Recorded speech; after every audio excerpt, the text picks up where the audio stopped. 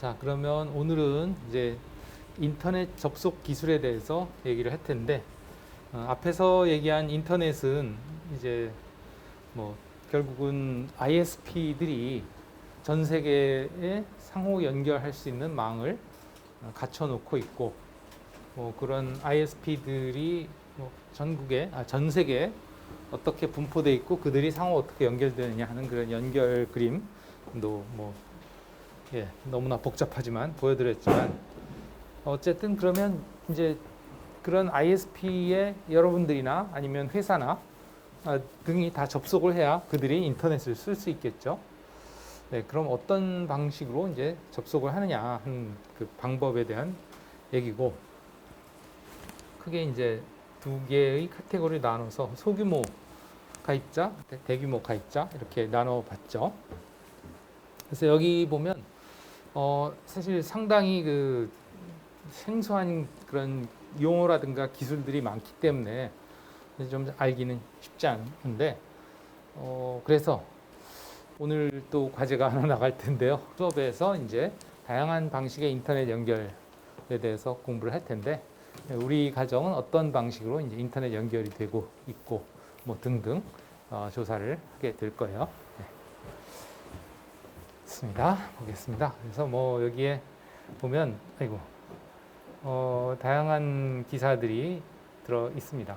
조사에서 이렇게 링크들을 만들어 놓는데 어느 날 보면 가보면 막 닫혀 있고 없어지고 그런 게 되게 많아요. 네, 여기는 연결이 되는군요. 그래서 여기 보면 뭐 좀 오래돼 있긴 했지만 초고속 인터넷망 액세스망 구조를 정리해 봅시다. 여기 액세스망이라는 게 이제 연결망이죠. 그러니까 인터넷에 연결하기 위한 그 방식이라고 보시면 되겠고요. 여기에 보시면 이제 뭐 유형에 따라서 단독주택, 아파트, 주로 이제 그러니까 이 홈 유저 이쪽이죠. 홈 유저, 텔레워커스, 스몰 오피스 이쪽, 이게 구조가 어떻게 되느냐 하는 것을 보여주고 있다 이렇게 보면 되겠습니다. 그래서 이제 단독주택인 경우, 아파트인 경우 또 크게 둘로 나눠서 다양한 방식의 그 접속 방식을 보여주고 있어요. 그 다음에 여기에 그런 얘기가 있죠. 여기에 나왔던 얘기들이 뭐 똑같이 100% 일치하지는 않지만 여기에 설명이 되어 있습니다. 그래서 다음과 같은 방식을 이용을 해서 접속을 한다 이렇게 되어 있는데요. 여기 보면 케이블이라는 건 뭐 여러분들 생각할 때 그냥 케이블, 통신 케이블 이렇게 생각하겠죠, 그죠? 그런데 그런 말의 케이블이 아니고요. 여기서의 케이블은 이거는 원래 예전에, 요즘은 그렇게 많지 않습니다만 케이블 TV라는 유선 케이블.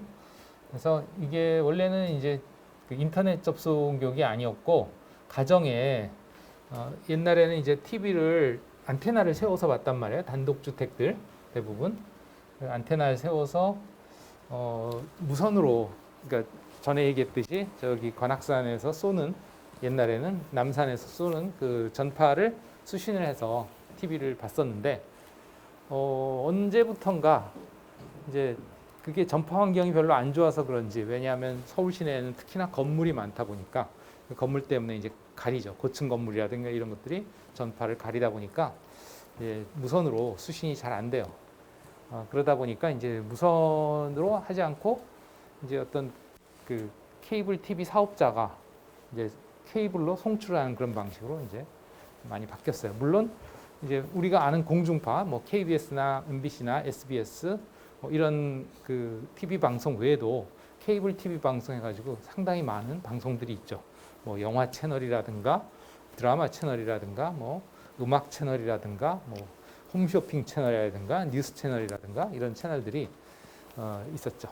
물론 요즘도 그런 채널들이 이제 IPTV라는 형식으로 인터넷망을 통해서 인터넷으로 전송을 하기는 하는데, 과거에는 인터넷이 없었을 시절부터 케이블 TV 서비스 해가지고 그런 식으로 유선으로 TV를 전송해 주던 시절이 있었고요. 그때 사용하던 그 케이블이 동축 케이블이라는 케이블을 썼었습니다. 그 여러분들이 1학년 때 그 회로 실험이라든가 이런 걸 할 때 그 오실로스코프를 이용한다든가 함수 발생기를 이용을 했었을 텐데, 그때 그 오실로스코프의 그 측정기에서부터 이제 케이블이 나와서 그 케이블의 끝에 이제 프로브라고 하는 측정할 수 있는 그 팁이 있고 그렇게 연결이 됐었을 거고요. 아마 그 다음에 함수 발생기 같은 경우는 신호 발생을 하는 그 장비에서 케이블이 나와서 케이블이 연결돼서 이제 그 장치, 그 회로에다 이렇게 연결시켜줬었을 거예요. 그때 사용하는 케이블이 이제 동축 케이블이 되겠습니다. 쉴드 케이블의 일종인데요. 쉴드된 케이블. 어쨌든 그리고 또 뭐 요즘 거의 없겠지만 여러분들 가정에 TV를 직접 그 무선으로 수신하는 안테나로 수신하는 그런 집이 있다면 아마 TV에 그 동축 케이블이 연결될 거예요. 어떤 그렇게 생긴 케이블이 이제 그 여기서 얘기하는 케이블입니다. 그러면 예전에는 그 케이블 TV 회사가 TV 서비스만 해줬는데, 즉 TV 방송만 보내줬는데, 과거에는 물론 그걸 통해서 보내는 방식이 이제 아날로그 방식이었죠. 2000년대 초반까지 아날로그 방식이었는데, 그것이 이제 다 디지털 TV로 바뀌면서 전송망도 이제 디지털 전송을 하게 됐단 말이에요. 그러니까 디지털 전송을 하다 보니 이제 인터넷도 할 수 있게 된 거지. 왜? 어차피 디지털이니까. 그죠? 운송수단은 디지털이니까 인터넷도 디지털 신호를 전달하는 거고 TV도 디지털 신호를 전달하는 거니까 운송수단이 디지털을 보낼 수 있으니까 TV만 보낼 필요 있냐? 인터넷 서비스도 하지. 해서 인터넷 서비스도 하게 됐어요. 그러한 TV 회사들이 뭐 케이블 TV 회사들이 지금 뭐 딜라이브라든가 CJ라든가 이런 인터넷 회사들이 그런 과거에 케이블 TV 서비스를 하던 회사로부터 인터넷까지 더 서비스를 하게 된 그런 회사들입니다. 뭐 한번 여러분들 가정의 인터넷 서비스를 어느 회사에 연결해서 받는지 조사를 해보면 뭐 메이저 회사는 우리나라에 뭐 SK 브로드밴드나 KT나 U+가 있을 텐데 그 대기업 말고 또 그 동네에서 서비스 해주는 그런 수준의 그런 인터넷 서비스 회사들인데 그 중에 하나가 이제 뭐 동네 그 구멍가게는 아니지만 어쨌든 그 중에 하나가 이제 아까 얘기했던 딜라이브나 아니면 뭐 헬로우, CJ 뭐 이런 데들이 있어요. 그런 인터넷 회사들이, 서비스 회사들이. 네, 뭐 그런 회사들에서 주로 제공하는 방식이 되겠습니다. 그래서 과거에는 오로지 그 인터넷 서비스 그 서비스 회사에서 가정까지 전부 다 동축 케이블로만 전송이 됐었어요. 근데 이제 디지털화되면서 채널 수도 많아지고 또 인터넷 서비스도 하려고 하다 보니까 이제 동축 케이블로는 도저히 속도가 감당이 안 돼서, 왜? 채널 수가 늘어난다는 얘기는 그만큼 더 많은 데이터를 보내야 된다는 얘기니까, 또 거기다가 플러스 인터넷까지 또 전송을 하려면 더 많은 데이터들을 보내야 되니까 동축 케이블로는 감당이 안 되고, 또 기술이 발전하고 해서 이제 광을 쓰기 시작했어요. 광. 그래서 광을 이제 그 서비스 회사로부터 집까지 전부 그냥 풀로 광으로 오는 게 아니고, 케이블 회사에서 여기서 이제 광으로 오죠. 광으로 쭉 와서 어디까지 오느냐 하면 그 동네까지 와요. 동네. 그러니까 동네에서 뭐 전신주가 있겠죠. 전신주에서 이 광을 전부 다 동축 케이블로 바꿔줘요. 가입자 집으로 이제 들어오는 케이스입니다. 이렇게 나눠주는 거죠. 그러니까 먼 거리까지는 이제 광으로 가고, 여기서 가까운 거리 한 수백에서 수 킬로미터 이내는 이제 동축 케이블로 가고, 이런 식이에요. 그래서 그거를 뭐라고 부르냐? 이제 하이브리드 파이버 앤 커퍼 이렇게 얘기합니다. 이게 파이버라는 게 이제 이 광 파트를 얘기하는 거고, 커퍼라는 게 구리죠. 그래서 동축 케이블이 구리로 돼 있으니까. 예, 물론 여기에 동자는 여러분들이 이게 구리로 돼 있다 그래서 구리 동자가 아니에요. 같을 동자입니다. 코엑시얼이라고 하는 코엑시얼 케이블, 영어로는. 그래서 이 코가 같을 동자, 예, 그 같다는 뜻의 그 접두어죠, 영어에서. 그 다음에 이제 이게 뭐냐면 엑시스 축, 가로축, 세로축 할 때 같은 축을 가진다 하는 뜻이에요. 그 케이블. 뭐 그 의미는 나중에 설명하겠습니다. 어떤 케이블의 그 구조상 뭐 그런 케이블이 동축 케이블이고요. 그 두 개가 이제 합쳐져서 전송이 이루어진다. 하는 거고, 그러니까 결국은 아까 얘기했듯이 이제 케이블 TV 서비스를 하던 케이블망 회사가 TV뿐만 아니고 디지털화하면서 인터넷 전송을 하게 됐고, 전송량이 많아지다 보니 구리 케이블을 광 케이블로 확장을 했는데, 집까지 각 가정까지 전부 다 파이버, 즉 그 광섬유로 하지는 않고 동네까지는 광을 가져오고, 거기서부터 각 가정으로 이제 코엑시얼 케이블로 배분을 해주는 그런 방식이다. 그 다음에 DSL 라인이라는 라인이 있습니다. 이 DSL 라인이라고 하는 거는, 요거는 전화선을 쓰는 방식이에요. 전화선이라는 것도 사실 여러분들은 익숙하지 않을 수가 있는데, 과거의 집전화를 의미합니다. 집전화. 그래서 과거의 집전화는 전화망이 이제 그 오로지 음성 전화만을 위한 망이었죠. 그래서 가정의 전화에서부터 전화선이 쭉 가서 이제 전화국까지 연결되는, 구리선으로 연결되는 그런 망이었어요. 각 가정마다 이제 구리선이 다 들어오는 거죠. 그러니까 그래서 전화국까지가 전체 구간이 구리선입니다. 물론 보통 가정에서 전화국은 동네 전화국으로 연결되기 때문에 그 동네에 있는 전화국, 거리가 뭐 멀어도 한 수 킬로미터 이내의 그 거리입니다.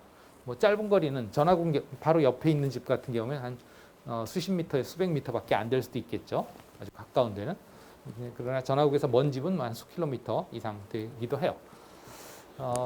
이러한 라인이 전화를 원래 하도록 그런 용도로 다 포설이 돼 있었는데, 인터넷이 이제 들어오면서 선을 또 인터넷을 위해서 따로 설치를 해야 되는데 비용이 많이 들잖아요. 가정별로 이제 선을 다 끌어줘야 되니까. 그러니까 어떻게 하면 이제 전화선을 같이 쓸 수 없을까 하는 고민을 시작했고요. 통신 시스템 기초죠. 통신 시스템 기초에 지난 시간에 하나의 채널을 통해서 여러 개의 신호를 같이 보내주는, 효율적으로 해주는 방식이 있다고 그랬죠. 그게 뭐였죠? 여러 개, 여럿이다, 여럿. 한자로 뭐예요? 다, 그렇죠. 다중화를 하는 거예요. 그래서 음성 신호는 음성 신호대로 보내고, 그러니까 전화는 전화대로 쓰고, 그 선을 통해서 동시에 인터넷 전송도 할 수 있게 된 거죠. 그런데 이제 문제는 하나의 선로로 두 개의 신호를 보내려면 뭔가 분리가 돼야 되는 거죠.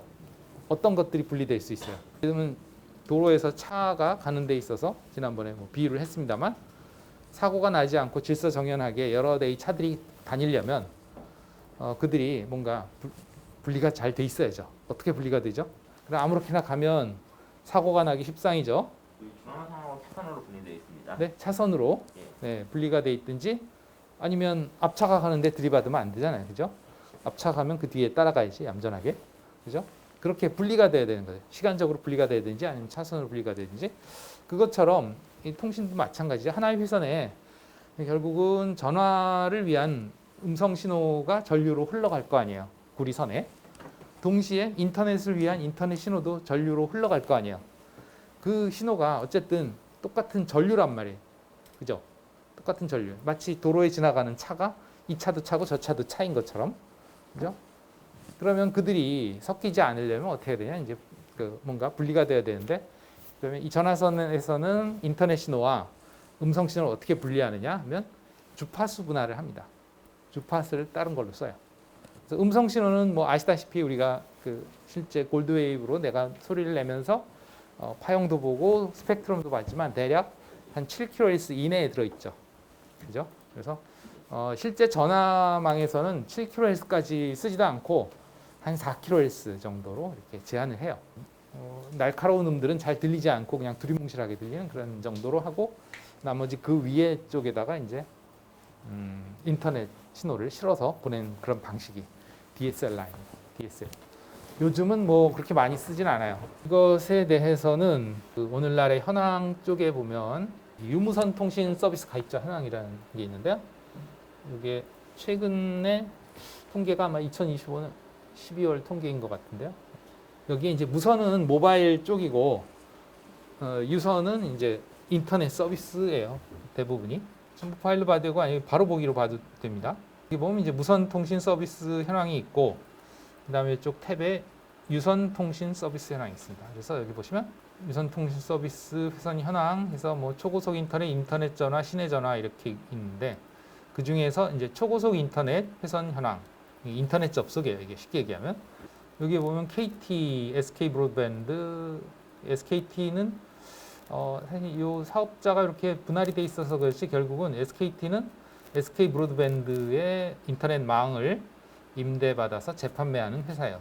되잖아 이런 식이죠. 이 플러스 그다음에 이 종합 유선이라는 게 아까 얘기했던 그 케이블 TV 회사들, 뭐 딜라이브라든가 아니면 뭐 헬로우 CJ라든가 뭐 이런 회사들이 되겠습니다. 이거는 이제 그러니까 회사별로 나열을 한 거고, 그 다음에 여기에 이제 기술 방식별 사업자 이렇게 나와 있는데 여기에 보시면 아까 봤던 이 HFC 있었죠, 그죠? HFC가 이제 케이블망 종합 유선에서 제공하는 그런 망 방식이고, 그 다음에 여기 XDL이라고 써 있는 요것이 바로 방금 아까 보여드렸던 이 DSL이 되겠습니다. DSL 전화선을 쓰는 방식인데 통계를 보시면 전체가 한 2천만 정도 된단 말이에요. 2019년에 요즘은 얼마나 되나 봅시다. 2,500만이네요. 2,500만 회선이 있는데 그 중에 요 DSL 라인의 회선 수를 보면 DSL 라인의 합산을 보면 추세가 어때요? 점점 줄어들고 있죠, 그죠? 그래서 지금 2019년부터 통계를 낸 이래 약 60만 회선에서 지금은 약 30만 회선 안 돼요. 그러니까 절반 이하로 뚝 떨어졌어요. 확 줄어들었죠. 그거에 비해서 이제 다른 것들 보면 뭐 1000만, 1200만 이렇게 되는 것들이 있는데 걔네들이 보시면 랜 방식과 FTTH 방식이라는 방식, FTTH라는 방식입니다. 이 방식들이 지금 1000만, 1200만 정도 이렇게 되죠. 이것들이 예전에는 900만, 뭐 800만 이런 시절이었는데 그렇고요. 그다음에 이제 하이브리드 방식, HFC 방식은 300만에서 지금도 많이 줄었군요. 얘도 뭐 한 3분의 2 정도로 줄어들었어요. 그래서 추세는 보면 어느 쪽이냐 하면 이 랜 방식과 그 다음에 FTTH 방식 두 가지 방식이 두 축이다, 그죠? 둘 다 1000만을 넘는 그런 가입자들을 가지고 있단 말이죠. 어쨌든 그래요. 그런 식으로 이제 DSL 라인은 과거에 전화를 쓰던 그 회선을 그대로 이용을 해서 전화와 그리고 인터넷을 사용하던 그런 방식이었고, 지금은 전화를 거의 쓰지 않죠, 집 전화. 그러다 보니까 이제 뭐 집 전화 선도 별로 이게 이제 최근에 새로 생기는 집들은, 새로 만드는 집들은 뭐 집 전화 선도 따로 이렇게 배선을 해놓지도 않아요. 왜냐하면 집 전화 서비스 자체가 없어졌기 때문에 다 인터넷 전화로 바뀌었죠. 그러니까 인터넷 회선은 들어오는데 전화선은 안 들어와요. 그러니 뭐 DSL 라인 당연히 쓸 수 없고, 사실은 새로운 가입자는 전혀 이제 뭐랄까 모집을 하지 않고 기존에 있던 가입자들이 그냥 유지되는 그런 정도, 그리고 그런 기존에 있던 가입자들은 이제 점점 사라지는 그런 상황이죠. 주로 저기 저 도시가 아닌 저 농촌이나 어촌 뭐 이런 그 외진 지역들의 그 단독주택들 있잖아요. 그런 데는 예전에도 전화선이 들어왔었거든요. 그러니까 그 전화선을 이용하는 거죠. 왜냐하면 그런 그 멀리 떨어져 있는 단독주택, 외딴 주택들은 다시 회선을 끌으려면, 예를 들면 뭐 광케이블이라는 새로운 기술을 위해서 회선을 끌으려면 돈이 많이 들거든요. 그런 거를 하나 끌어주려면 그냥 가입비만 가지고는 도저히 해결이 안 돼요. 왜냐하면 그 케이블망 끌어오는데도 수천만 원 들어가기 때문에 가격이. 그렇다고 뭐 수천만 원을 내라고 하기도 그렇잖아요, 그죠? 인터넷 쓰기 위해서. 그러다 보니까 그냥 기존의 전화선을 써서 서비스를 하죠. 어쨌든 뭐 기술적으로는 뭐 설명해봐야 여러분들이 뭐 필요 없을 것 같고요. 그 다음에 이 DSL 라인에서 조금 더 발전한 방식이 뭐냐면 이제 어쨌든 아직까지도 그 가정에 구리선으로 이렇게 뭔가 포설이 돼 있는 그런 가정들이 많이 있다. 왜냐하면 과거의 전화 때문에 저희 집도 사실 아직 전화가 꽂혀 있어요. 집 전화가. 그리고 쓰고 있습니다. 근데 전화 거는 용도로는 거의 안 쓰고 광고 전화만 오는 그런 용도, 아니면 무슨 설문 전화 이런 거 오는 그런 정도입니다. 거의 안 받죠. 어쨌든 그런 전화선이 있단 말이에요. 각 가정에. 그 선을 어떻게든 활용을 해보자. 왜냐하면 어쨌든 또 인터넷을 위해서 새로운 선을 끄는 데는 돈이 많이 드니까. 그래서 과거에 그 DSLR는 속도가 최대 뭐 한 수십 메가bps 그 정도였어요. 그러니까 지금으로 따지면 엄청나게 느리죠. 과거에는 그런데 그 정도가 혁신이었습니다. 왜냐하면 뭐 여러분들 아실지 모르겠는데 2000년대 초반만 해도 또는 그 1900년대 후반만 해도 인터넷 회선이라 하면 그냥 전화선으로 다이얼 모뎀으로 해서 모뎀으로 전화를 걸어서 그 모뎀을 가지고 이제 통신하던 그런 시절인데 그거의 속도가 한 빨라야 56kbps 정도 됐었습니다. 그러다 보니까 저 DSL 라인으로 모뎀을 쓰지 않고 그러니까 전화 모뎀을 쓰지 않고 혁신적으로 이제 수 메가bps 그 당시엔 수 메가bps 2000년대 초반으로 가면서 이제 수십 메가bps까지 쓸 수 있었던 거는 상당한 혁신이었어요. 그런데 물론 이제 그 뒤로 더 초고속이 나오면서 뭐 100메가, 뭐 1기가, 10기가까지 나오긴 하지만 어쨌든 그런 식으로 그 전화선도 어쨌든 간에 좀 더 활용을 해보자 해서 만들어진 기술이 뭐냐면 과거에는 그 선이 이제 전화국까지 갔어야 되는데 그렇게 하지 않고 이제 단독주택은 좀 어렵지만 좀 집단주택 같은 경우 공동주택이죠. 뭐 빌라나 아니면 뭐 연립이나 아니면 아파트 이런 데는 이제 집들이 많이 모여 있잖아요. 그러니까 통신사에서 거기까지는 광으로 들어와요. 그 다음에 거기서 통신실에서 이제 각 가정으로 가는 선들은 과거에 그러니까 집전화 선들이 이렇게 거기서 아파트나 이런 데서 이제 통신실에서 이렇게 전화선이 간단 말이에요. 그런 거는 길어야 한 수백 미터죠. 뭐 2, 300m 길어서.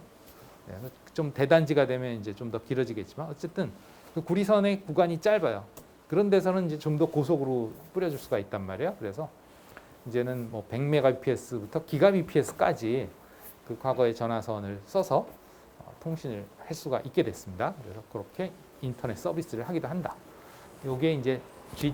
뭐 어쩌고저쩌고 이런 G.hn 뭐 이런 전화선들입니다. 그래서 여기에도 클릭해 보시면 전화선을 써서 인터넷을 한다. 그리고 뭐 기가bps까지 기가 서비스를 한다. 뭐 그런 게 다 나올 겁니다.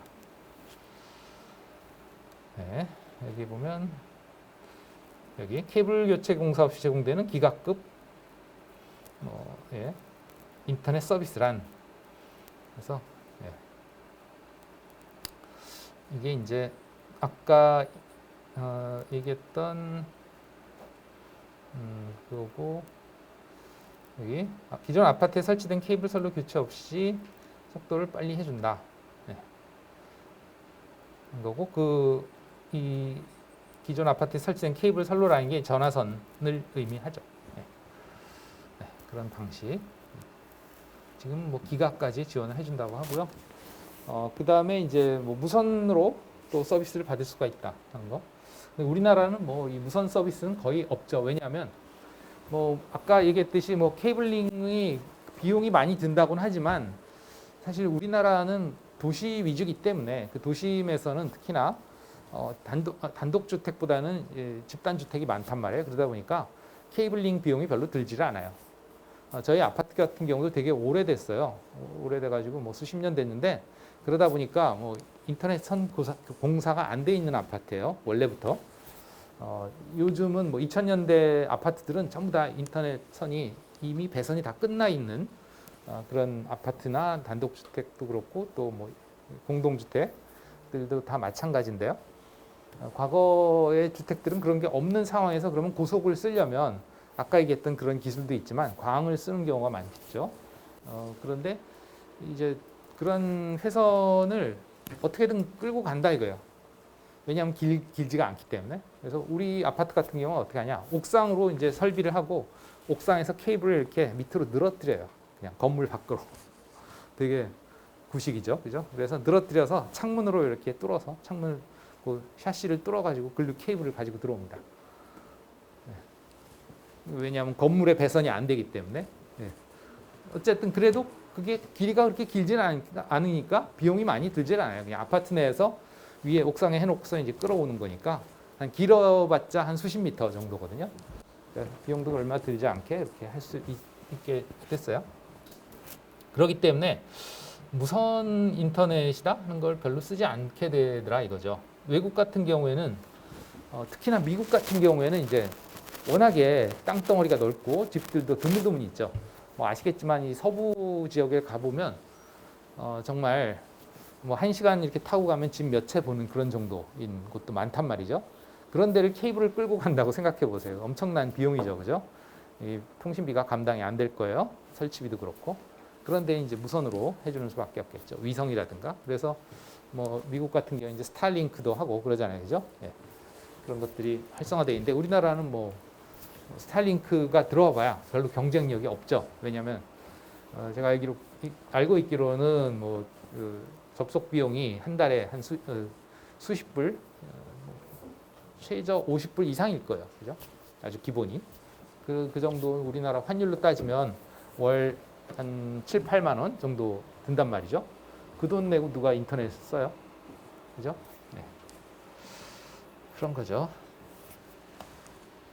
어쨌든 그래서 아까 보여드렸다시피 한 4가지 기술이 있다. 크게 보면 어디 갔지? 네, 여기서 보면 크게 보면 4가지 기술이 있다. 여기에 DSL 기술, 그 다음에 랜 기술, 그 다음에 케이블망 기술, TV망이죠. 그 다음에 요거는 또 설명하겠고요. 그 다음에 이제 위성 기술도 있는데 보시다시피 여기 위성 서비스 보세요. 2025년까지 집계된 바 위성 인터넷 서비스는 가입자가 0명입니다. 0명. 네. 그런 상황이에요. 그래서 뭐 유명무실하죠. 네, 유명무실하고 그러면 이제 랜 기술과 FTTH 기술에 대해서 이제 설명할 차례입니다. FTTH라는 건 뭐냐면 Fiber to the Home이라는 그런 용어의 약자입니다. Fiber to the Home. 그게 여기에 이 그림이에요, 사실은. 여기에. 이 단독주택에 광 케이블로 들어오는 그런 케이스입니다. 그러니까 통신사에서부터 여기가 전부 광이에요. 여기서부터 광으로 오는 거죠. 광으로 와서 전신주에서 또 광으로 각 집까지 이렇게 광 신호를 보내주는 케이스. 그래서 집에는 광 모뎀이라고 하는 장치가 있죠. 광 모뎀이라고 하는 장치의 그 뒷면에 보면 광 케이블이 이렇게 들어와 있는 걸 볼 수 있어요. 광 케이블은 굵기가 대략 한 요 정도보다 조금 더 가늘어요. 이 마우스 선 요거보다는 좀 더 길어요. 네, 굵어요. 그리고 보통은 회색으로 되어 있습니다. 그런 선이 이렇게 들어오죠. 그렇게 해서 집까지 이제 광으로 들어온다. 그러니까 모든 그 통신 서비스 구간이 광이다 이렇게 보시면 되겠어요. 쉽게 얘기하면 파이버 여기다가 파워포인트에서 직접 쓸까?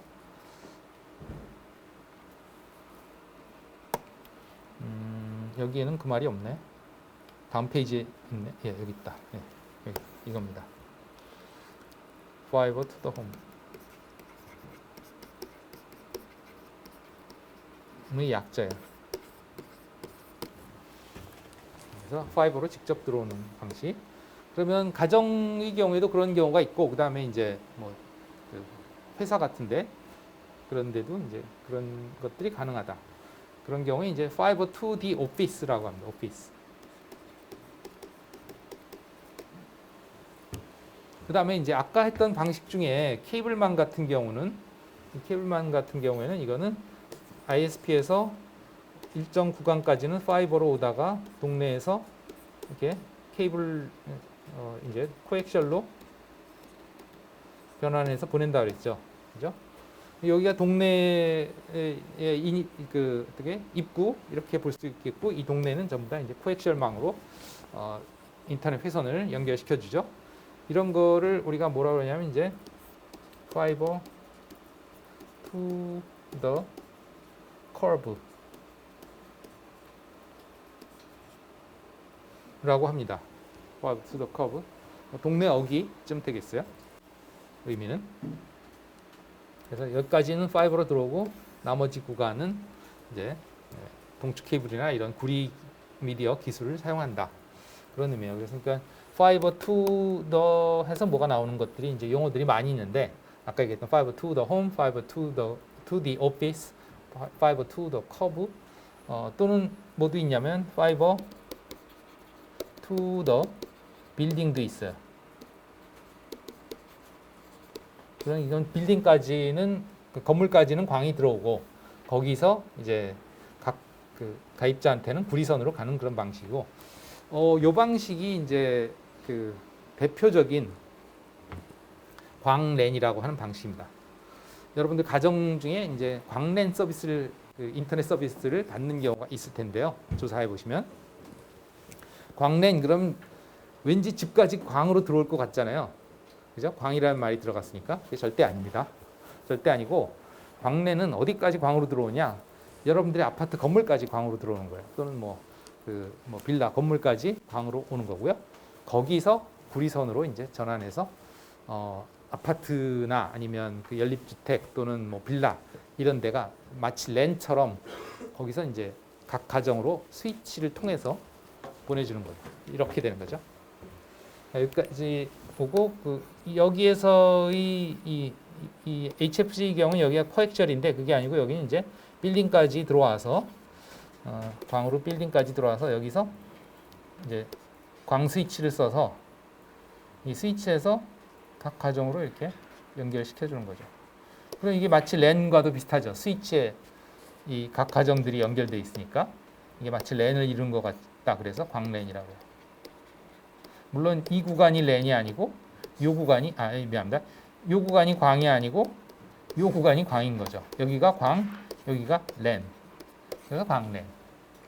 이런 경우는 이제 가정으로 들어오는 회선이 어떤 회선이냐면 그야말로 랜 케이블이 들어오죠. 여러분들 가정으로 이런 케이블이 들어옵니다. 인터넷 서비스가. 아까 얘기했던 fiber to the home은 광 케이블이 들어오고 집에 광 모뎀이 있죠. 그러나 이렇게 들어오는 경우에는 모뎀이 따로 없어요. 모뎀이라는 것이 원래 어떤 용도냐 하면 그 미디어가 달라지면서 그 신호를 바꿔주는 기술이거든요. 그런데 이 광랜의 경우에는 랜선으로 여러분들 가정으로 들어온단 말이에요. 그러니까 랜 기술이에요. 이더넷 기술로 그냥 바로 들어와요. 그러니까 미디어를 바꿀 이유가 없습니다. 왜냐하면 여러분들 가정에서도 어차피 이더넷을 쓸 거니까 똑같은 이더넷이 들어와서 여러분들 가정에서도 이더넷이 쓸 거기 때문에 여러분들 가정에서도 뭐만 있으면 되냐? 스위치나 라우터가 있어요. 라우터. 왜냐하면 어쨌든 구간 그 외부 구간과 여러분들 구간은 이제 다른 네트워크니까 일단은 라우터가 있어야 되고 그게 공유기죠. 공유기. 그래서 이제 공유기를 통해서 여러분 가정이 이제 또 랜을 구성을 하고 공유기에서 나가는 선도 이제 이 선으로 외부로 나가는 거죠. 랜 선으로. 그런 식입니다. 예, 그게 이제 광랜. 그다음에 뭐 아까 얘기했던 그 FTTH는 그냥 광 서비스이고요. 이렇게 되는 거죠. 광으로 들어와서 모뎀. 그 다음에 이제 여기에 공유기가 있죠. 이게 가정에. 그다음에 아까 광랜 같은 경우에는 아까 빌딩까지 광이 들어오고 여기 아니야? 빌딩까지 광이 들어오고 여기서 이제 각 아파트로 각 가입자한테로 이제 이 랜 케이블이 들어와서 거기서 그 공유기를 써서 가정의 네트워크를 구성하는 거죠. 그런 방식. 조금 다르죠, 그죠? 그래서 여러분들 가정에 어떤 식으로 돼 있냐 하는 것들을 한번 조사해 보시면 10중 8구 광이 들어오든지 아니면 광랜일 거예요. 대부분. 아주 드물게 FTT가 아니고 이 HFC가 있을지 모르겠는데 거의 없을 거예요. 요즘. 네, 이것도. 이런 선으로 들어오냐, 광으로 들어오냐 둘 중에 하나다 이렇게 보시면 되겠죠. 아까도 봤지만 둘이 1000만, 1200만 그렇잖아요. 가입자가. 그죠? 거의 메이저죠. 여기에도 보시면 파이버 옵틱으로 들어오는 게 이제 대세다 이렇게 돼 있잖아요. 우리나라도 이게 1200만 후반. 네, 그다음에 광랜 쪽이 1000만 정도 되죠. 질문 있나요 혹시? 없나요? 오케이. 이렇게 설명을 드렸고, 그다음에 이제 그 좀 큰 기관 같은 경우는 어떻게 들어오느냐 하면, 뭐 과거에는 여기도 이제 DSL 라인이라든가 이런 게 들어왔는데 대부분 여기는 광이 많죠. 광. 왜냐하면 속도도 아무래도 규모가 큰 기관 같은 경우에 이제 고속으로 연결을 많이 할 테니까. 우리 학교 같은 경우도 지금 현재 그 인터넷 접속 속도가 얼마일 것 같아요? 우리 학교 인터넷 접속 속도. 기가바이트 여러분들 가정 보통 인터넷 접속 속도가 어느 정도 돼요? 기가바이트 기가바이트가 아니고 아마 기가비트. 기가비트일 거고요. 기가비트죠. 여러분들 가정도 그렇고 우리 학교 같은 경우도 기가비트 수준이에요. 근데 조금 빨라서 아마 2기가 조금 안 될 거예요. 2기가 bps. 뭐 이런 말 하면 안 되지만 그 좀 우리 학교에 그 저쪽에 직원하고 또 이쪽 ISP 쪽에 직원하고 또 예, 학교가 같아요. 우리 학교 출신입니다. 그러다 보니까 뭔가 이렇게 뭔가 좋게 잘 해주고 있습니다. 네. 더 이상은 얘기 안 할게요. 어쨌든 그러한데 그래봤자 2기가가 안 돼요. 여러분들 가정에서 혼자 쓰는데도 기가를 쓰는데 우리 학교 이 많은 인원이 수천 명이잖아요, 그죠? 수천 명이 기가 정도의 속도를 인터넷을 쓴다고 하니 얼마나 느리겠어요, 사실. 학기 초에는 그러니까 학생들이 또 많이 쓰잖아요.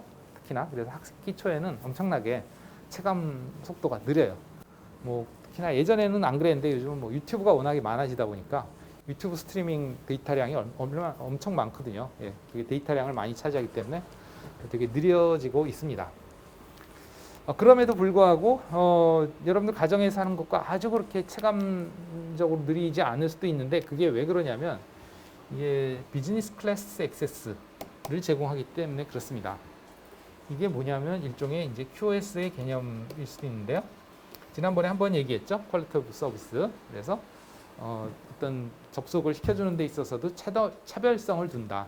차등성을 둔다. 그랬죠. 그래서 광고하기에는 기가빗 인터넷 이렇게 광고를 하지만 가정에서의 기가빗과 이러한 그 대규모 사업장에 접속되는 기가빗은 퀄리티 자체가 다릅니다. 같은 속도를 표방하고 있더라도. 그래서 보시면 그 최저 보장 속도라는 게 있어요. SLA라고 하는데 그게 다릅니다. 그러니까 보통은 실제 보장 속도는 가정 같은 경우에 많이 떨어져요. 기가비트라고 해도 뭐 최대 500mbps, 최소 500mbps를 보장한다. 이런 식이에요. 그러다 보니까 퀄리티가 낮아지죠. 그러나 이제 이런 대규모 사업장 같은 경우는 기가bps다 그러면 보장 속도도 거의 근접하는 그런 속도로 되고요. 대신 비싸죠, 당연히. 여러분들 가정에 쓰는 인터넷보다. 그리고 사실 그 인터넷이 비싼 이유 중에 하나가 이런 대규모 사업장의 인터넷이 비싼 이유 중에 하나가 IP 주소를 얼만큼 공인 IP 주소를 쓸 수 있게 해주냐. 그게 커요. 여러분들 가정에는 보통 기본으로 사용하면 그냥 1개나 2개밖에 안 줘요. 공인 IP 주소. 그런데 만약에 이제 인터넷 전화나 아니면 IPTV나 이런 그런 서비스를 추가로 사용을 한다면 공인 IP 주소를 뭐 적게는 4개부터 많게는 8개까지 쓸 수 있게 해줍니다. 여러분들은 그런데 관심이 좀 있는지 모르겠는데 공인 IP 주소를 꼭 쓰고 싶어하는 사람들이 있거든요. 왜냐하면 집에서 서버를 돌린다든가 이럴 때는 인터넷에서 이제 외부에서부터 그 서버에 접속을 하기 위해서 공인 IP 주소로 접속하는 게 편하기 때문에 그래서 공인 IP 주소를 많이 가지고 싶어하는 그런 가정도 있을 수 있어요. 그런 경우에 이제 뭐 원래는 요금을 더 내야 되죠. 공인 IP 주소 개수만큼. 근데 아까도 얘기했지만 이제 그 다른 서비스들, IPTV 뭐 이런 것들을 사용하면 기본적으로 4개 이상을 줍니다. 사실은. 그렇긴 해요. 예. 그런데 우리 학교 같은 경우는 지금 공인 IP 주소를 몇 개나 쓸 것 같아요? 한 50개는 쓰지 않겠습니까? 50개요. 우리 실습실만 해도 지금 벌써 몇 개를 써요? 어. 250 몇 개를 쓰죠. 왜? 23165.0/24잖아요. 그죠? 그러니까 그래서 여기가 지금 PC PC를 위해서 한 50대를 쓰고 있고요. 그죠? 50대를 쓰고 있고 그다음에 우리가 이제 리눅스 서버 실습을 하면서 개인당 2개씩을 더 공인 IP소를 쓸 거예요. 우리 이게 인터넷 서버 구축 운영의 그 공지사항에 여러분들 공인 IP소 할당 다 공지해놨잖아요, 그죠? 그러니까 2개씩 더 써요. 그럼 곱하기 2 하면 또 150개죠, 그죠? 총 그거 외에도 이제 여유분까지 해서 이제 다 쓴단 말이에요. 우리 고작 이 실습실 하나만도 그러한데 우리 교내는 얼마나 더 많겠어요, 그죠? 뭐 사무실도 있고 연구실도 있고 또 뭐 여러 가지 실습실들도 공인 IP 주소 쓰는 데도 있고 공인 IP 주소 안 쓰고 사설 IP 주소 쓰는 데도 있고 합니다만 그래도 수천 개를 쓰죠, 적어도 IP 주소. 그럼 그게 다 돈이에요, 사실은. 그냥 안 줍니다, IP 주소를. 그만큼 돈이 더 많이 들고 유지비가. 그래서 뭐 우리 학교가 연간 쓰는 이 인터넷 접속료가 억 단위입니다. 억 단위. 예. 상상이 안 가죠. 그죠? 여러분 가정에. 그래서 10기가 인터넷 쓴다고 해도 억 단위를 낼 일 전혀 없고 기껏 내봐야 한 100만 원 단위 내겠죠. 그렇죠? 예. 그런 차이가 있는 거죠. 그것이 결국은 이제 이 비즈니스 클래스 액세스 그죠? 그래서 뭐 IP 전화, 비디오 컨퍼런스 뭐 다양한 뭐 그런 서비스들이 제공이 된다 하는 거고 접속 방식으로는 뭐 DSL은 거의 안 쓰고 이제 전용선을 씁니다. 보통 리스트 라인이라는 게 우리가 앞에서 WAN 기술을 하면서 했었던 1대1로 연결시켜 주는 기술 있죠. 그 기술을 많이 써요. 근데 그것도 비싸죠, 사실은. 왜냐하면 그러니까 인터넷까지 접속하는데 오로지 나만 접속하는 거거든요. 다른 애들이랑 모여서 하는 게 아니고 아까 얘기했던 그 아파트의 광랜 같은 경우는 결국은 여러분들 각 가정의 가입자들이 랜처럼 스위치에 모여서 하나의 회선으로 가는 그런 방식이란 말이에요. 근데 이거는 그게 아니고 이제 통신사까지 1대1로 직접 연결되는 그런 방식이죠. 그러니까 아파트는 다대1로 통신사로 연결된다면 이런 대규모 사업장은 1대1로 통신사로 연결이 된다. 그만큼 더 뭐랄까 그러니까 배타적으로 그 대역폭을 다 쓸 수 있는 거죠. 그렇기 때문에 비쌀 수밖에 없다. 질문 있나요? 예, 없으면 좀 쉬었다가 하겠습니다.